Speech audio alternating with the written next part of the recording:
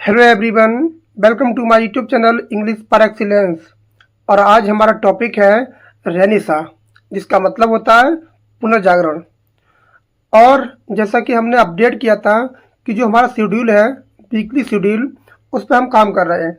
जैसे मंडे और ट्यूसडे को हमारी होगी इंग्लिश ग्रामर की क्लास, और वेडनेसडे और थर्सडे को हमारी होगी इंग्लिश लिटरेचर की क्लास, और फ्राइडे एंड सैटरडे को होगी हमारी इंग्लिश वोकैबुलरी की क्लास होगी, और संडे को होगी हमारी प्रैक्टिस। और आज है हमारा वेडनेसडे, तो आज हमारा टॉपिक है इंग्लिश लिटरेचर। तो उसमें पढ़ रहे हैं हम रेनेसा, मोस्ट इम्पोर्टेंट है। और जो आपका एलटी ग्रेड का सिलेबस है उसमें लिटरेरी मूवमेंट दी गए हैं, तो उस मूवमेंट में रेनेसा का पहला नाम है। और पिछली बार टीजीटी के पेपर में यहाँ से क्वेश्चन पूछा भी गया था। तो आज करते हैं रेनेसा का पोस्टमार्टम। तो स्टार्ट करते हैं session without wasting our time. एक एक की पॉइंट को आपको डिटेल में बताया जाएगा। आपका आज जो रेनेसा है, आपको यहाँ से पढ़ने के बाद कभी और वीडियो देखने की जरूरत नहीं पड़ेगी। तो स्टार्ट करते हैं। अगर आप हमारे चैनल पर नए हैं तो चैनल को सब्सक्राइब जरूर कर लें, और ऐसी ऑथेंटिक और फ्रूटफुल क्लास आती रहती है इस चैनल पर, और आगे आती भी रहेंगी। डेली आती है क्लास 7:30 बजे से लेकर 8 बजे के बीच में आपको क्लास देखने को मिल जाएगी। तो स्टार्ट करते हैं। रेनेसा इन इंग्लिश लिटरेचर, यह तुम्हारा आया था 1485 एंड 1660। तो कंप्लीट है, कंप्लीट नोट्स है हमारे, मेजर नोट्स है, जिसमें डेट भी है, एजेस भी है, राइटर भी है, इवेंट भी है। इस एरा में क्या क्या हुआ था सब कुछ हमने डिटेल में एक्सप्लेन किया है। तो इसका है मीनिंग और बैकग्राउंड। जो रेनेसा होता है उसका मतलब होता है रीबर्थ, पुनर्जागरण, रिवाइवल ऑफ लर्निंग, जिसका पुनर्जागरण होता है, रिवाइवल होता है लर्निंग का। It was a revival of classical Greek, इसमें रिवाइवल हुआ था क्लासिकल ग्रीक का और लैटिन कल्चर का, आर्ट का, साइंस का एंड लिटरेचर का क्या हुआ था, पुनर्जागरण हुआ था। ऑरिजिन, इसका जो ऑरिजिन हुआ था वो हुआ था तुम्हारा इटली में 14th सेंचुरी। 14th सेंचुरी में सबसे पहले इटली का शहर है फ्लोरेंस, वहाँ इसको देखने को मिला था। ध्यान रखेंगे, इटली का शहर है फ्लोरेंस, तो वहाँ ये 14th सेंचुरी में आया था। उसके बाद धीरे धीरे स्प्रेड होते हुए ये इंग्लैंड में पहुँच गया 16th सेंचुरी में। तो वहाँ पर क्या हो गया, और 16th सेंचुरी में पहुँचने के बाद ये north in the mid 17th century तक वहाँ फैल गया। तो ध्यान रखेंगे 7th सेंचुरी तक ये फैला था। तो इसका टाइम पीरियड क्या था, इसका टाइम पीरियड था इंग्लैंड में ये 1485 से लेकर 1660 तक फैला था। तो ध्यान रखेंगे ये आपका टाइम पीरियड है जो 7th सेंचुरी तक फैला था। It mark the transition from medieval to modern, जो भाषा थी, जो चीज़ें थी, मेडिवल से लेकर मॉडर्न एज के लिए इंडिकेट करता है हमारा रेनेसा। तो इम्पोर्टेंट है, ध्यान रखेंगे। तो सबसे पहले आया था ये इटली का शहर था फ्लोरेंस, उसमें आया था।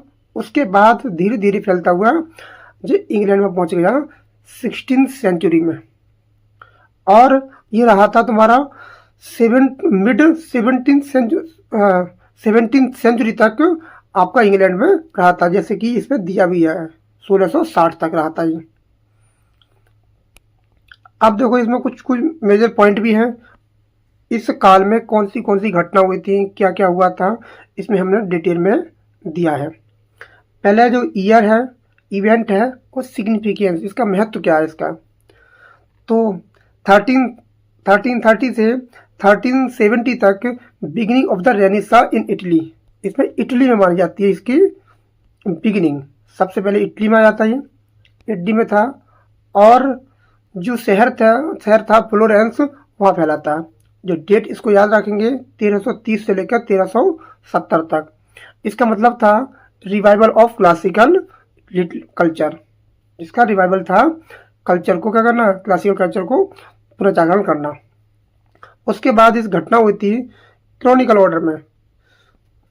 1453 में घटना हुई थी फॉल ऑफ कॉन्स्टेंटिनोपल। ये घटना हुई थी जो हुई थी 1453 में। ये पूछ लेता है इस घटना के बारे में, ये जो था ये कब हुआ था, 1653 पर। ये क्वेश्चन इंपोर्टेंट है, यहाँ से बनता ही बनता है। ग्रीक स्कॉलर थे इसमें, fled to Italy with classical taste के साथ लेके भाग गए थे वो। तो वो लेके भाग गए थे, जो थे फ्लीड होके भाग गए थे इटली टू इटली के लिए विद क्लासिकल टेस्ट के लिए। जो टेस्ट था क्लासिकल, तो उसको लेके भाग गए थे इटली के लिए। जो ग्रीक स्कॉलर थे, ध्यान रखेंगे, जो ग्रीक स्कॉलर थे वो कहाँ चले गए थे, इटली में आ गए थे। तो 1455 में ये घटना होती है जो थी, जो सबसे पहली गुटनबर्ग बाइबल प्रिंटेड, जो क्या थी, फर्स्ट प्रिंटेड बुक थी beginning of the printing age. Printing age में सबसे पहले जो पब्लिश हुई थी बुक, जिसका नाम था गुटनबर्ग बाइबल प्रिंटेड। इंपोर्टेंट है, ध्यान रखेंगे, अक्सर पेपर में पूछ ली जाती है ऐसी चीज़ें जो हाईलाइटेड होती हैं। नेक्स्ट आपका दिया है 1476, फिर आए थे विलियम कैस्टन। विलियम कैस्टन नाम का व्यक्ति आया था, जिसने क्या किया था, सबसे पहले setup printing press in England. इसने सेटअप किया था प्रिंटिंग प्रेस को इन इंग्लैंड में।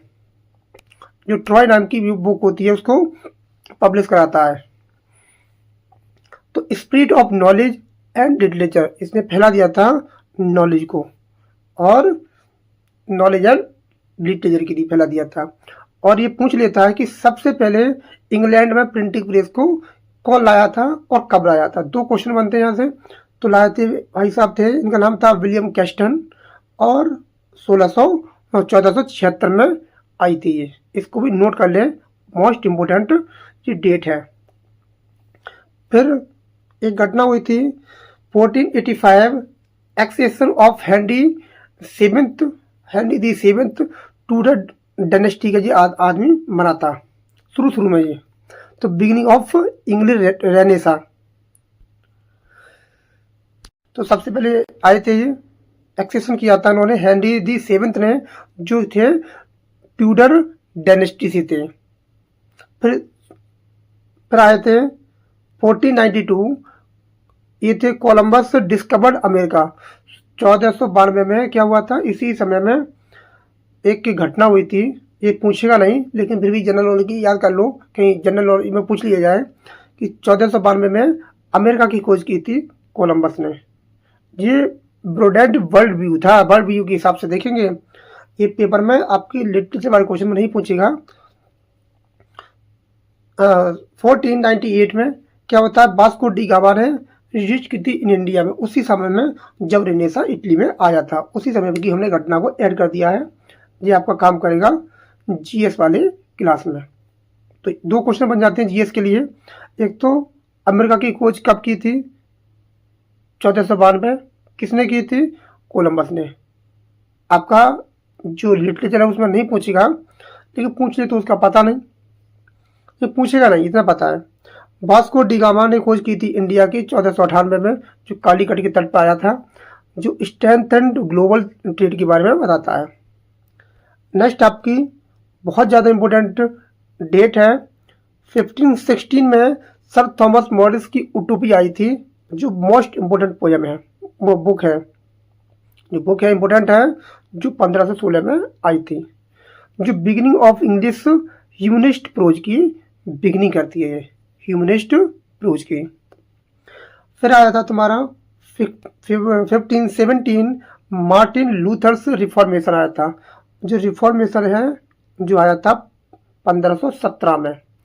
और नेक्स्ट वीडियो जो कल वाली वीडियो होने वाली है वो आपकी होगी रिफॉर्मेशन पर। हम क्रम से चलेंगे, पहले आया रेनेसा, फिर आया रिफॉर्मेशन, क्रम से चलेंगे, जो भी करेंगे क्रम से कराएंगे। तो रिलीजियस रिफॉर्म किया था इन्होंने, और राइज ऑफ, इसको ध्यान रखेंगे, प्रोटेस्टेंटिज्म किया था इन्होंने, और इन्होंने जो पॉप थे उनके खिलाफ इन्होंने कर दिया था। नेक्स्ट आपका दिया है 1549 बुक ऑफ कॉमन प्रेयर के लिए आई थी, कॉमन प्रेयर के लिए आई थी, और जो रिलीजियस प्रोजन इंग्लिश है। 1558 से लेकर 1603 rain of queen Elizabeth first बैठी थी। इसी काल में आई थी, रेनेसाई काल में आई थी तुम्हारी क्वीन एलिजाबेथ फर्स्ट आई थी, जो बैठी थी 1558 से लेकर 1603 के शासनकाल तक उसने शासन किया था। जो क्या था, golden age of English literature. इस बात को नोट कर लें, ये बहुत ज़्यादा इंपॉर्टेंट है। जो रेनेसा होती है उसमें आया था एलिजाबेथन एज, उस जो एज को बोला गया है वो बोला जाता है golden age of English literature बोला जाता है उसको। फिर 1564 में महान ड्रामेटिस्ट जिसका नाम था विलियम वर्ड्सवर्थ और क्रिस्टोफर मार्लो, इनका जन्म होता है 1564 में। जो क्या थे, ग्रेटेस्ट लिटरेरी जनरेशन थे। जो शेक्सपियर है वो तो बहुत ज़्यादा महान है, और क्रिस्टोफर मार्लो भी क्या थे, महान थे। और ये वाला इस डेट को भी याद कर ले, 1588 डिफीट ऑफ स्पेनिश आर्माडा। एक घटना हुई थी, डिफीट ऑफ स्पेनिश आर्माडा। ये क्या थी, स्ट्रेंथन्ड इंग्लिश नेशनलिज्म थी। ये घटना हुई थी, जो युद्ध माना जाता है 1588 को हुई थी, Spanish defeat of Spanish armada. इसको डेट को याद कर ले, ये पेपर में अक्सर पूछा जाता है। नेक्स्ट आपका दिया है 1590। ये डेट भी बहुत ज़्यादा इंपॉर्टेंट है, एक एक डेट इंपॉर्टेंट है। 1590 में एक आई थी स्पेंसर की द फेरी क्वीन, बहुत ज़्यादा इंपॉर्टेंट है। ये फेरी क्वीन बहुत ज़्यादा इंपॉर्टेंट है, जो नेशनल एपिक ऑफ इंग्लैंड बोला जाता है। इसको नेशनल एपिक ऑफ इंग्लैंड बोला जाता है। 1599 में एक घटना हुई थी इंग्लैंड में, ग्लोब थिएटर वेल्ट। तो सबसे पहले क्या बना था, मतलब जो ग्लोब थिएटर था वो सबसे पहले बना था 1599 में बना था, जिसका सेंटर ऑफ इंग्लिश ड्रामा। और इसी थिएटर में मोस्टली शेक्सपियर के जो प्ले हैं परफॉर्म किए गए हैं। और 1613 में हेनरी द 8 को परफॉर्म किया जा रहा था, तो उसमें आग लग जाती है। तो वो पूछ लेता है पेपर में कि कौन सा विलियम शेक्सपियर का कौन सा प्ले था जो परफॉर्म किया जा रहा था, उसी दौरान आग लगी थी। तो कौन सा था, हेनरी द 8। और ये भी पूछता है कि कब लगी थी आग, तो लगी थी 1613 में। तो दो क्वेश्चन बन जाते हैं। और ये वाला तो क्वेश्चन पूछता ही है कि ग्लोब थिएटर कब बना था, तो 1599 में बना था। 1603 डेथ ऑफ एलिजाबेथ फर्स्ट की डेथ हो जाती है, और एक्सेशन ऑफ जेम्स फर्स्ट, और जो गद्दी पर बैठ जाता है जेम्स दी फर्स्ट बैठ जाता है। इस बात को नोट कर ले, जेम्स दी फर्स्ट की गद्दी पर बैठ जाता है। बिगिनिंग ऑफ जैकोबियन एज, और इस एज को माना जाता है जैकोबियन एज माना जाता है। इस एज को भी हमने कंसीडर किया है, और हमने एक सेपरेट वीडियो बना रखी है as per, history of English literature में पूरी की पूरी सेपरेट वीडियो डाल दी है। एक एक टॉपिक को हमने कंसीडर किया है। लेकिन आज हम क्या कर रहे हैं, रेनेसा को पढ़ रहे हैं। रेनेसा के अंदर जो जो भी चीज़ आती हैं उसको हम पढ़ रहे हैं।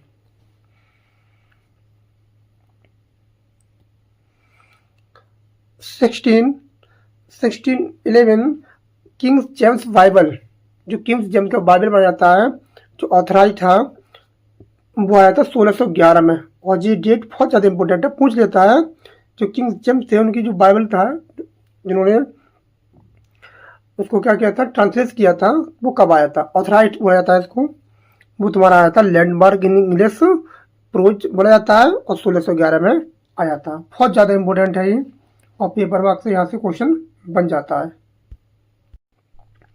नेक्स्ट आपका आया था 1620 में आया था बैकन्स नोवम ऑर्गनम। ये बहुत ज़्यादा इंपॉर्टेंट है, क्योंकि बैकन जो थे जो है आपके एलटी ग्रेड के सिलेबस में दिए गए हैं। तो पूछ लेता है कि बैकन के बारे में, बैकन के फर्स्ट वर्जन में कितने ऐसे आए थे, सेकंड में कितने ऐसे आए थे, और थर्ड कलेक्शन में कितने ऐसे आए थे, ये पूछ लेता है। और हमने फ्रांसिस बैकन के पूरी के पूरी जो दिया है आपकी ऑफ स्टडीज और ऑफ ट्रूथ, उस पर वीडियो बना रखी है। अगर आपने वो नहीं देखी है तो LT ग्रेड की सिलेबस में प्लेलिस्ट में जाएँ, यूट्यूब चैनल की प्लेलिस्ट में जाएँ और आपको मिलेगा सेक्शन LT ग्रेड का, उसमें दिया गया है, उसको पढ़ लें। उसमें हमने बताया कि कौन से एडिशन में कितने आपके ऐसे थे, तो इसको ध्यान रखें और एक बार पढ़ ले जाके। Foundation of modern science, foundation of modern science, और फ्रांसिस बेकन को बोला जाता है फादर ऑफ इंग्लिश ऐसे, इनको फादर ऑफ इंग्लिश ऐसे बोला जाता है। और फादर ऑफ जो ऐसे है वो बोला जाता है मॉन्टेंको, मॉन्टेंको बोला जाता है। और ये क्या थे, फादर ऑफ इंग्लिश ऐसे थे, और मॉन्टेंको क्या थे, फादर ऑफ केवल ऐसे थे। इस बात को ध्यान रखें। 1625 Charles the first becomes king, 1625 में कौन बना था, चार्ल्स द फर्स्ट क्या बना था, किंग बना था, जो बिगिनिंग ऑफ कैरोलाइन एज की शुरुआत करता है। जो आपकी कैरोलाइन एज शुरू हुई थी वो 1625 से हुई थी। 1642 बहुत ज़्यादा इम्पोर्टेंट डेट है ये, 1642, इसी डेट पर आपके जो थिएटर थे उनको क्लोज कर दिया गया था 1642 में। और क्या होता, इंग्लिश सिविल बार बिगिंस, क्योंकि सिविल बार जो थे वो स्टार्ट हो गए थे, तो ध्यान रखना इसको। इसमें सारे जो भी तुम्हारे वो थे थिएटर थे उनको क्लोज कर दिया गया था। कॉन्फ्लिक्ट हुआ था ऑफ किंग्स वर्सेस पार्लियामेंट में, कॉन्फ्लिक्ट हो गया था। नेक्स्ट आपका दिया है 1649, इस डेट को और भी याद कर ले। इसी डेट पर क्या हुआ था, एक्सक्यूजेशन ऑफ चार्ल्स दी फर्स्ट, इनका बीहेड कर दिया गया था, इनका सिरकलम कर दिया था और इनको हटा दिया गया था, बिल्कुल मार दिया था। तो इस डेट को 1649 को बहुत ज़्यादा एक्सक्यूजन करना ऑफ चार्ल्स दी फर्स्ट का, स्टार्ट ऑफ कॉमनवेल्थ पीरियड, और यहीं से क्या होता है आपका कॉमनवेल्थ यहाँ से शुरू हो जाता है, जो आपकी कॉमनवेल्थ था यहीं से शुरू हो जाता है। और ये डेट जो आती है जब तुम्हारे जॉन मिल्टन थे उन्हीं की समय भी डेट आती है। तो जॉन मिल्टन सपोर्ट करते थे कॉमनवेल्थ के लिए। फिर से क्या आती है, मोनार्की आती है, रेस्टोरेशन आता है। तो 1660 में क्या आई थी, रेस्टोरेशन आया था, जो आया था चार्ल्स दी सेकंड आया था। अब गद्दी पर बैठेगा चार्ल्स दी सेकंड, उसको बीसीडी कर दिया गया है उनको 1649 में। इम्पोर्टेंट डेट है, आप जब मिलिट्री पढ़ते होंगे तो इस डेट का जिक्र जरूर होता होगा 1649 में, और ये कई बार पेपर में आ भी चुकी है, ये नहीं आई है, ये आ चुकी है। तो क्या होता है, end of Renaissance, end of Renaissance का पूरा खत्म हो जाता है, बिगिनिंग ऑफ रेस्टोरेशन एज, यहाँ से शुरू होती है आपकी रेस्टोरेशन एज, शुरू हो जाती है यहाँ से 1660 से, और इस डेट को याद रखें। और इसी डेट पर क्या होता है, आपका रेनेसा बिल्कुल समाप्त हो जाता है, और इसी बना जाता है मिड 17th सेंचुरी, इसी बना जाता है मिड 17th सेंचुरी को क्या होता है, रेनेसा पूरी तरह से खत्म हो जाता है, और यहाँ से शुरू हो जाता है रेस्टोरेशन। फिर आते हैं तुम्हारे कुछ मेन कैरेक्टरिस्टिक्स हैं ऑफ रेनेसा, रेनेसा की कुछ चीज़ें हैं उनको देख लेते हैं, इसमें क्या क्या हुआ था। तो इसमें हुआ था ह्यूमनिज्म, मानवतावाद जो था, फोकस ऑन मैन, जिसने फोकस किया था मैन पर, रीजन पर और सेकुलर लाइफ पर, क्या कहता बहुत ज़्यादा फोकस किया था। और क्या हुआ था, रिवाइवल ऑफ क्लासिकल लर्निंग, इसमें रिवाइवल हुआ था क्लासिकल लर्निंग का, जो इमिटेशन करते थे of Greek and Roman model के लिए नकल करते थे, जो नकल करते थे ग्रीक एंड रोमन मॉडल्स की नकल को करते थे। और क्या हुआ था, scientific outlook, inquiry, logic and experimentation इसी एज में हुआ था। Individualization, believe in personal talent and potential के लिए काम हुआ था। और क्या हुआ था, spirit of adventure and discovery, new lands new knowledge को खोजा गया था। पैट्रियोटिज्म हुआ था, pride in nation and language, love of beauty, art, aesthetic refinement इसी मिला था। और growth of printing education, rise in literacy हुआ था, प्रिंटिंग प्रेस इसी काल में आई थी। और क्या होता है, करेक्टरिस्टिक्स है, ध्यान रखना। जी क्या था, रेफॉर्मेशन ऑफ रिलीजियस फ्रीडम, आज़ादी मिली थी, धार्मिक आज़ादी मिली थी। फ्रीडम फ्रॉम पेपल कंट्रोल, जो कंट्रोल था पॉप का, उससे क्या मिली थी, आज़ादी मिली था। कि रिफॉर्मेशन को हम आगे पढ़ेंगे। नेक्स्ट आपका दिया है foundation of modern English literature. Foundation हुआ था जिसमें आर्टिस्टिक एंड इंटेलेक्चुअल अवेकनिंग हुई थी इसी काल में। ये की फैक्ट्स है, करेक्टरिस्टिक्स है, ध्यान रखना। अब आते हैं तुम्हारे major literary age of the English Renaissance. कुछ मेजर एरा थी, एज थी, जो इसी काल में आती हैं। वो कौन कौन सी आती हैं, इसको पढ़ना ही पड़ेगा आपको, इसको छोड़ नहीं सकते। आप कहीं ना कहीं इसको जरूर पढ़ेंगे, बिना इसके आप काम चलिएगा नहीं। पूछ लेगा जो विलियम शेक्सपियर है वो कौन से एरा से आता है, कौन सी एज से बिलोंग करता है। जॉन मिल्टन कौन सी एज से आता है, तो ये फ्रांसिस बेकन कौन सी से आता है, क्रिस्टोफर मार्लो किससे आता है, रॉबर्ट ग्रीन कहाँ से आता है। तो एक दूसरे से क्या लिंक है जी, तो इसको तो आपको पढ़ना ही पड़ेगा, कोई और ऑप्शन है ही नहीं, इसको छोड़ दें।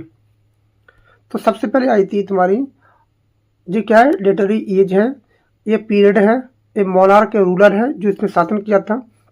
ये की फीचर्स हैं और आपके मेजर राइटर्स को हमने इंक्लूड किया है। अर्ली ट्यूडर एज थी जो चली थी 1685 से लेके 1558 तक। इसमें शासन किया था तुम्हारा Henry the seventh, Henry the eight, Edward the six और मैरी फर्स्ट ने क्या किया था, शासन किया था इसी काल में, 1685 से लेकर 1558 तक। एक क्या थी, की फीचर क्या है इसके, बिगिनिंग ऑफ ह्यूमनिज्म, शुरुआत हुई थी मानवतावाद की। ट्रांसलेशन ऑफ क्लासिक्स, जो थे क्लासिक्स थे पुराने ज़माने के, उनका ट्रांसलेशन शुरू हो गया था। और अर्ली प्रोज ऑफ पोइट्री, इनका भी ट्रांसलेशन शुरू हो गया था। आगे आपका दिया है इसमें कौन कौन से मोस्ट इम्पोर्टेंट क्या थे फिगर थे, जो थी सर थॉमस मोर, ये बहुत ज़्यादा इम्पोर्टेंट है, इन्होंने लिखा था उटोपिया को। और क्या थे, वाइट थे और ये सरे थे, अर्ल ऑफ सरे। और जो अर्ल ऑफ सरे है और जो वाइट है बहुत ज़्यादा इम्पोर्टेंट है, जो हमारे यहाँ ब्लैंक वर्ड्स लाए थे और तुम्हारी जो जो सोनेट का कॉन्सेप्ट लाए थे, ये लोग लाए थे लोग। तो इसको हमने आगे ऐड किया है कि इंग्लैंड में सोनेट को कौन लाया था और आपको ब्लैंक वर्ड्स कौन लाया था, तो हमने आगे इसको ऐड किया है। दूसरी एज आती है आपकी एलिजाबेथन एज, इसको गोल्डन एज बोला जाता है। इस बात को नोट कर ले, इसी एज को गोल्डन एज बोला जाता है क्योंकि विलियम शेक्सपियर ने बहुत ज़्यादा इंपॉर्टेंट प्ले को लिखा था, इसी एज में लिखा था। जो चली थी 1558 से लेकर 1603 तक, जिसमें कौन किसने शासन किया था, एलिजाबेथन दी फर्स्ट ने शासन किया था। ये क्या थी, national pride, poetry, drama flourish था, रोमांटिक स्पिरिट थी इसमें। इसके प्रोमिनेंट राइटर है, पोइट है, ड्रामेटिस्ट है आपके Shakespeare, Spenser, Sidney, Christopher Marlowe, John Lyly और रॉबर्ट ग्रीन। ये इसमें इस एज में क्या थे, आए थे। और भी है जी, मेन हमने इसको ऐड किया है। फिर आता है आपका जैकोबियन एज,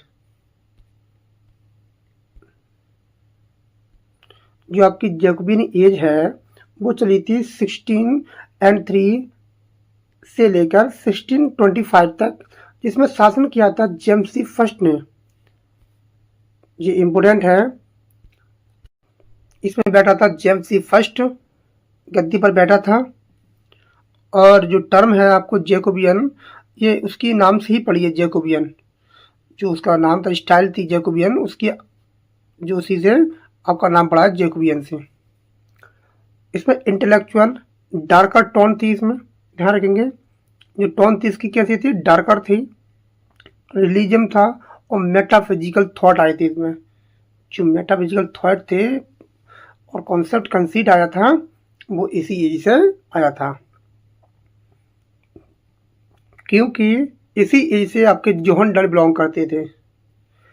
कौन कौन से राइटर हैं इसमें, जैसे फ्रांसिस बेकन, बेन जॉनसन और आपके क्या थे, जोहन डन बहुत इम्पोर्टेंट है, जोहन डन।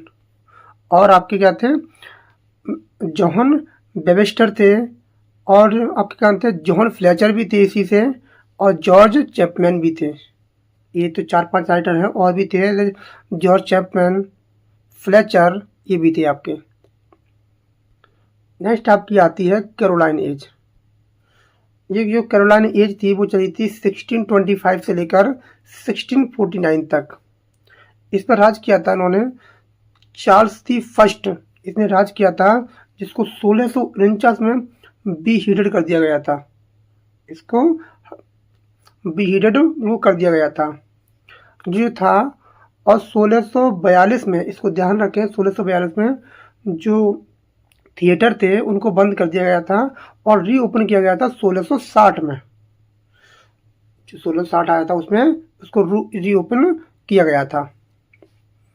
इसमें क्या क्या था, refinement, courtly poetry, metaphysical and cavalier poet आए थे। तो कौन कौन से पोइट थे इस एज में?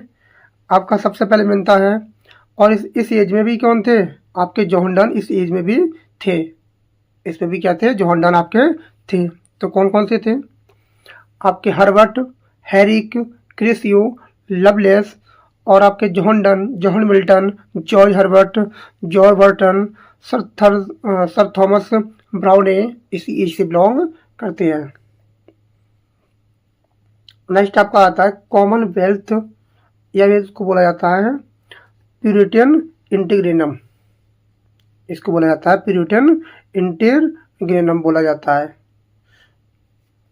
और जो चली थी 1649 से लेकर 1660 तक। इसमें कौन बैठा था गद्दी पर, ओलिवर क्रॉमवेल बैठा था इसी बीच में, 1649 से लेकर 1660 तक।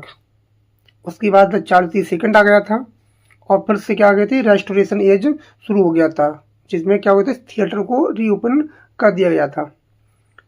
ओलिवर क्रॉमवेल बैठा था, जो religious and moral writing, prose, epics इसमें देखने को मिलते हैं इसी एज में। इसमें आपके राइटर थे जैसे जोहन मिल्टन है, जिन्होंने लिखा था पैराडाइज लॉस्ट। हॉब्स हैं आपके अब्राहम काउली है, सर विलियम डेमनेंट है, एंड्रयू मार्वेल है। ये आपके इसी एज में आए थे। जो एंड्रयू मार्वेल है बहुत ज़्यादा इंपॉर्टेंट है, तो ध्यान रखेंगे इसको। नेक्स्ट आपका आता है निमोनिक्स है, आप याद कर सकते हैं।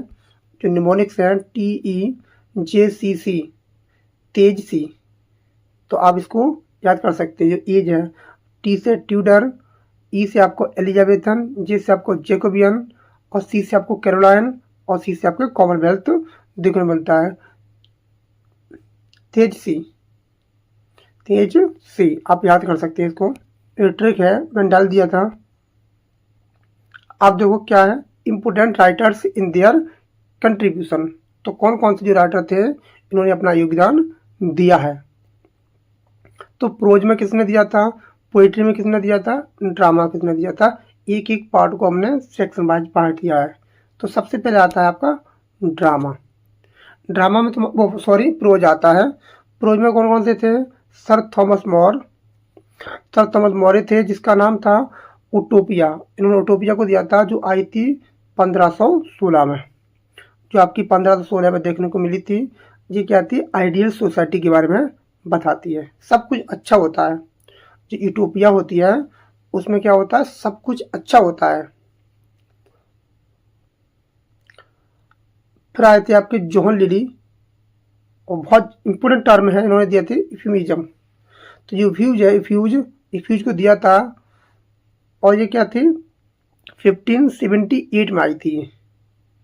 और ये क्या थे, लिखते थे इफ्यूसिस्टिक प्रोज स्टाइल में लिखते थे। इनकी शैली क्या थी, इफ्यूसिस्टिक प्रोज स्टाइल थी। फिर आए थे आपके फ्रांसिस बेकन, जो प्रोज राइटर थे। उन्होंने बहुत ज़्यादा मोस्ट इम्पोर्टेंट ऐसे लिखे हैं, जो आपका ऑफ स्टडीज और ऑफ ट्रूथ जो है आपके एलटी के सिलेबस में दिया गया है। इन्होंने लिखे थे ऐसे एडवांसमेंट ऑफ लर्निंग, पूछ लेता है ये किसकी ऐसा वो है प्रोज है। या किसने लिखा है ये वर्क, और ये वाला पेपर में पूछा जा चुका है, टीजीटी के पेपर में। नोबम ऑर्गनम ये पेपर में पूछा जा चुका है, और इनको बोला जाता है फादर ऑफ इंग्लिश ऐसे। तो ध्यान रखेंगे, फादर ऑफ इंग्लिश ऐसे फ्रांसिस बेकन को बोला जाता है। नेक्स्ट आपका दिया है रिचर्ड हकलियट। इन्होंने क्या दिया था, इन्होंने आपको दिए थे principle of navigations, principle of navigations और ट्रेवल लिटरेचर को इन्होंने अपने प्रोजेक्टाइल में दिया था। किंग जेम्स बाइबल जो ऑथराइज्ड वर्जन था बाइबल का, वो आया था 1611 में, और इसे माना जाता है कि master piece of English prose. इसको master piece of English prose माना जाता है, जो 1611 में आया था, ऑथराइज्ड वर्जन था ये। फिर आती है पोइट्री। पोइट्री में क्या क्या योगदान दिया था, तो पोइट्री में सबसे पहले योगदान दिया था सर थॉमस बाइट।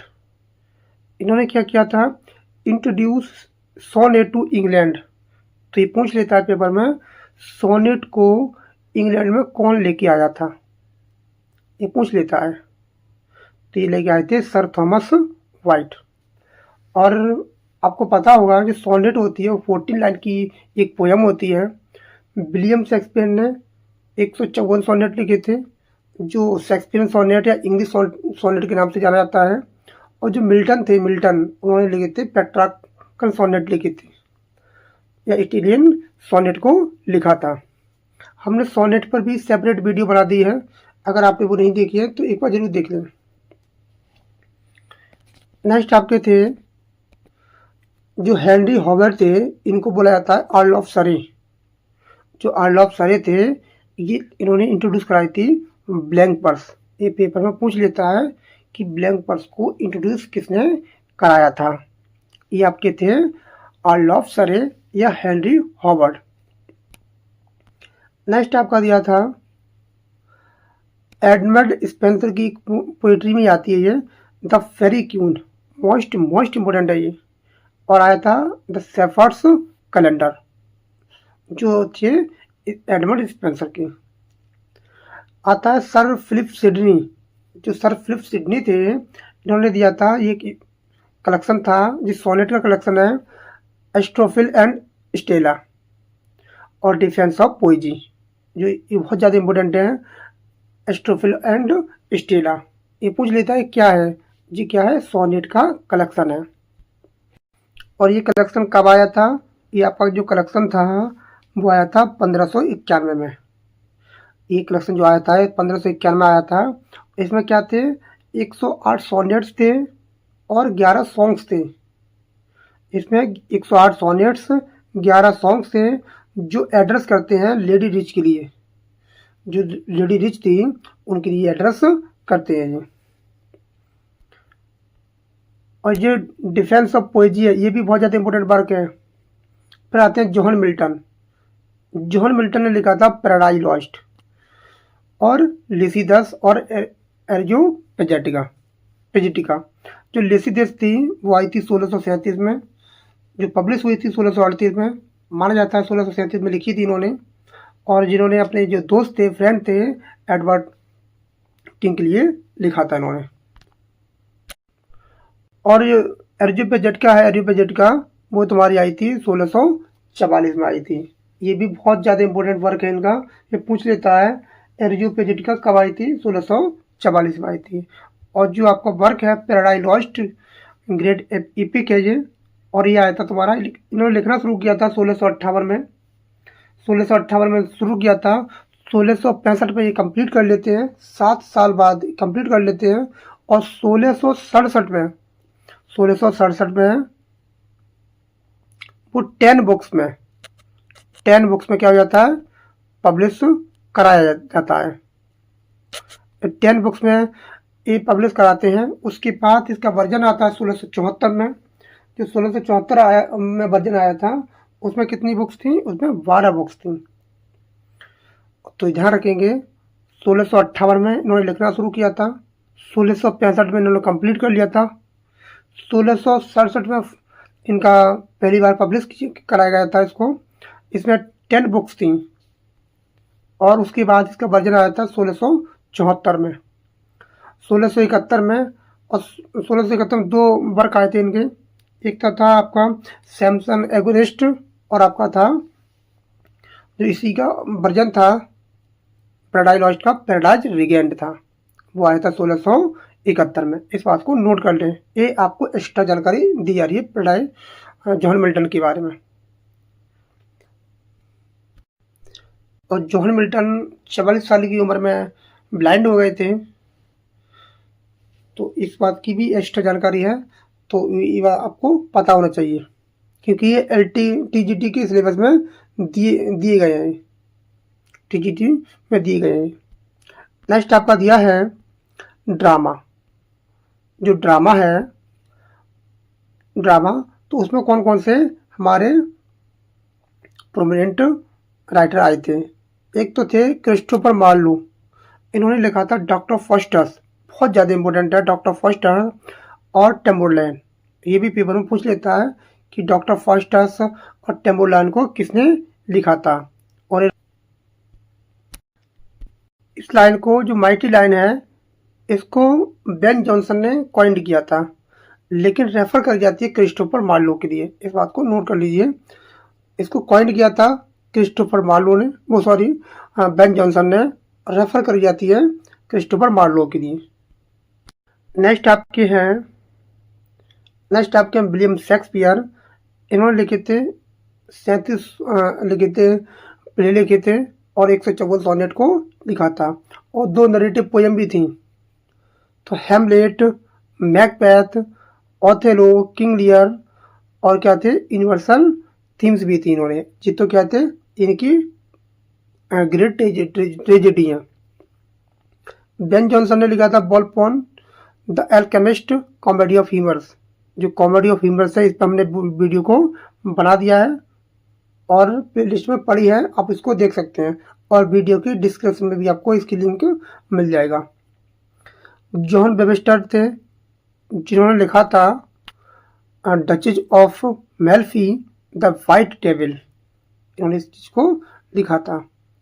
नेक्स्ट आपके आते हैं थॉमस किड, इन्होंने लिखा था द स्पेनिश ट्रेजेडी, इन्होंने द स्पेनिश ट्रेजेडी को लिखा था, और ये माने जाते हैं फादर ऑफ रिवेंज ट्रेजेडी। इस बात को नोट कर लीजिए, फादर ऑफ रिवेंज ट्रेजेडी बोले जाते हैं थॉमस किड। अब आते हैं आपके द यूनिवर्सिटी बिट्स।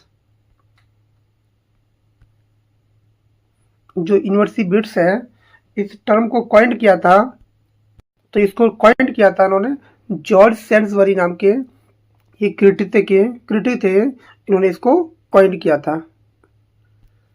तो ये क्या था, ये ग्रुप ऑफ ब्रिलियंट स्कॉलर्स थे जो who revived English drama before Shakespeare से पहले इन्होंने चिंता रखा था, और ये पढ़े लिखे थे ऑक्सफोर्ड या कैम्ब्रिज यूनिवर्सिटी से पढ़े हुए लोग थे। जो यूनिवर्सिटी थे वो या तो पढ़े थे कैम्ब्रिज से या पढ़े थे आपके ऑक्सफोर्ड से, वो लोग थे यूनिवर्सिटी। इसको कॉइंड किया था जॉर्ज सेंसबरी ने, इस बात को नोट कर लीजिए। तो पहला नाम है आपका क्रिस्टोफर मार्लो। जो क्रिस्टोफर मार्लो है वो आते थे आपकी कैम्ब्रिज यूनिवर्सिटी से, इन्होंने लिखा था डॉक्टर फॉस्टर्स और टेम्बरलाइन, और introduce the blank verse in drama, जो कही जाती है माइटी लाइन। थॉमस किड जो थे वो अननोन थे, वो किसी भी यूनिवर्सिटी से नहीं आते थे, अननोन थे वो। ऐसा माना जाता है कि थॉमस किड जो किड थे वो इस ग्रुप में शामिल तो थे, लेकिन जो यूनिवर्सिटी थी ना कैम्ब्रिज से पढ़े थे ना पढ़े थे ऑक्सफोर्ड से। इस बात को ध्यान रखें, ये पॉसिबली दिया है, संभावता दिया है, ये कोई फिक्स नहीं है, ये ऐसा माना जाता है। इन्होंने लिखा था Spanish tragedy, first revenge tragedy को उन्होंने लिखा था, और ये फादर ऑफ रिवेंज ट्रेजेडी माने जाते हैं। फिर आए थे रॉबर्ट ग्रीन, ये भी क्या थे कैम्ब्रिज से पढ़े हुए थे, ये आपके कैम्ब्रिज से पढ़े हुए थे, और इन्होंने क्या लिखा था पेनडेस्टो, बहुत इम्पोर्टेंट वर्क है। इसी का सोर्स बनाया है जो विलियम शेक्सपियर है ना, उन्होंने इसका सोर्स बनाया है द विंटर टेल्स के लिए। The fryer woken and fryer बंगे, इन्होंने क्या किया, इसको लिखा है। ये वाला बहुत ज़्यादा इम्पोर्टेंट है। पेंटेस्टो, ये क्या थे, romantic tone and moral writing को लिखते थे। तो आपकी इसकी ट्रिक बन जाएगी, चाहो तो इसको याद कर लीजिए। जो आपके पढ़े लिखे थे, जो पढ़े लिखे थे कैम्ब्रिज से, फिर आते हैं आपके जॉन लिली। जॉन लिली जो थे वो थे पढ़े लिखे ऑक्सफोर्ड यूनिवर्सिटी से थे। और रिफ्यूज, इन्होंने क्या किया है, इसको लिखा है। ये प्रोज ड्रामा और कोर्टी स्टाइल में लिखते थे। फिर आते हैं आपके थॉमस लॉज। थॉमस लॉज थे, ये थे ऑक्सफोर्ड से पढ़े लिखे। और जो रोजालिंड है, इसको उन्होंने लिखा था। और जो source for Shakespeare's As You Like It का सोर्स है ये वाला, इसको नोट कर लीजिए। ये क्या सोर्स है। और लिखा किसने था, थॉमस लॉज ने लिखा था। फिर आपका था जॉर्ज पीले। जॉर्ज पीले जो थे, ये थे पढ़े लिखे ऑक्सफोर्ड से। ऑक्सफोर्ड से पढ़े लिखे थे। इन्होंने लिखाया था अरेंजमेंट ऑफ पेरिस। ये क्या थे, क्लासिकल थीम को कंट्रीब्यूशन किया इन्होंने।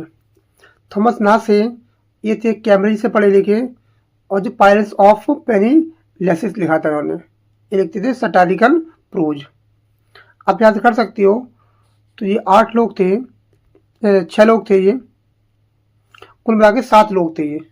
एक जो थॉमस किड थे, वो ना आपको गिने जाते हैं कैम्ब्रिज के और ना थे ऑक्सफोर्ड से, उनको केवल इंक्लूड किया गया था। ये पूछ लेता है वो कौन सा व्यक्ति था जिसको यूनिवर्सिटी बिट्स में शामिल कर लिया गया था, फिर भी वो किसी भी यूनिवर्सिटी से पढ़ा लिखा नहीं था। तो वो थे थॉमस किड।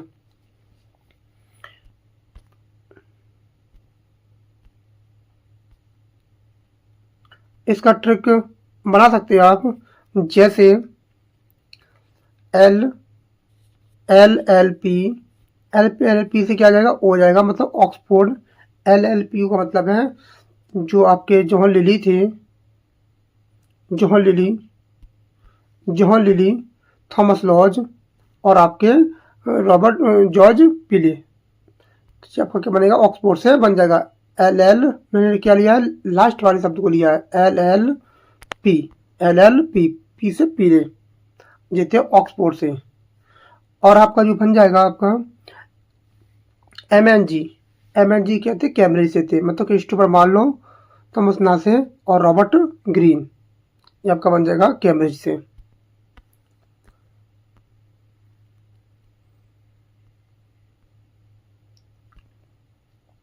कुछ डिस्कवरी भी हुई थी, इन्वेंशन भी हुआ था, कुछ इन्वेंशन हुआ था।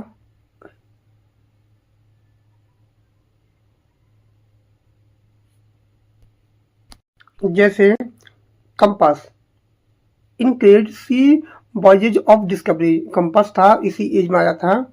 जो जो समुद्री सेलर होते हैं उसको ले जाते हैं। जो दिशा यंत्र होता है, गन पाउडर, जो एंडेड फ्यूडल वारफेयर है जी। Printing press 1455, spread knowledge rapidly.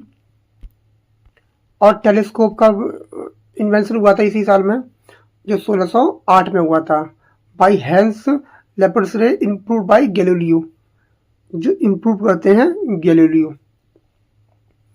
और कॉपरनिकस ने की थ्योरी आई थी 1543 में, जो हेलिसेंट्रिक मॉडल ऑफ यूनिवर्स को लिए दिया था कॉपरनिकस ने।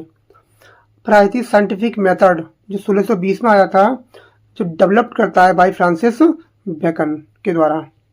अब क्यों रिवीजन कर लेते हैं फटाफट से, जल्दी जल्दी क्या क्या हुआ था इस बार। इसका मीनिंग होता है रिवर्थ of learning art of humanism. जो रेनेसा है उसका मतलब होता है रिवर्थ ऑफ लर्निंग। ये क्वेश्चन तो यही बन जाता है कि इसका मतलब क्या होता है। तो इसका मतलब होता है रिवर्थ ऑफ लर्निंग। एक क्वेश्चन ये बन जाता है। आर्ट ऑफ ह्यूमनिज्म को सपोर्ट करती है। इसका ओरिजिन जो हुआ था इटली में, एक शहर था फ्लोरेंस, उसमें इसका ओरिजिन होता है इटली।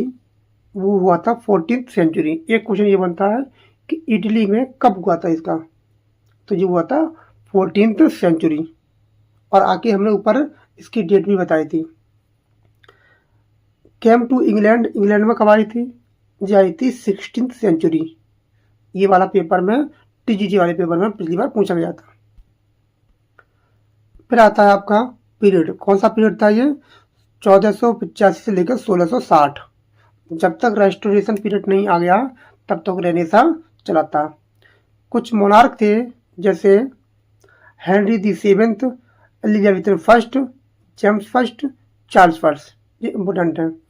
गोल्डन एज बोला जाता है एलिजाबेथन एज को, जो आई थी 1558 से लेकर 1603 तक।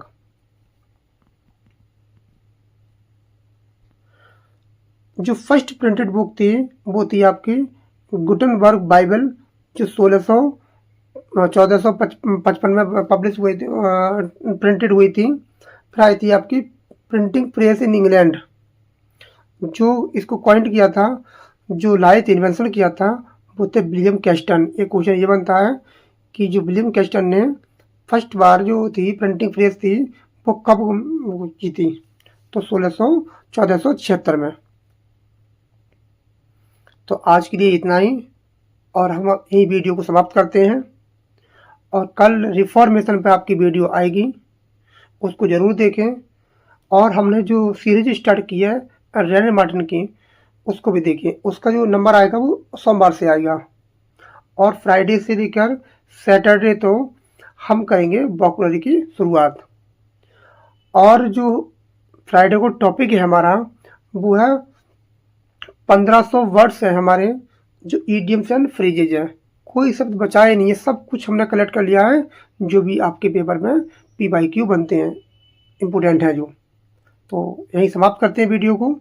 अगर आप हमारे चैनल पर नए हैं तो चैनल को सब्सक्राइब जरूर कर लें, बेल आइकन दबा लें, और आपको इस चैनल पर मोस्ट इम्पोर्टेंट वीडियो आती रहेंगी जो एग्जाम ओरिएंटेड हैं। फालतू चीज़ यहाँ नहीं होती है, ना ज़्यादा बातें होती हैं, बस पढ़ाई की बातें होती हैं केवल। तो समाप्त करते हैं वीडियो को। Thanks a lot for watching this video. Thank you everyone. Have a nice day.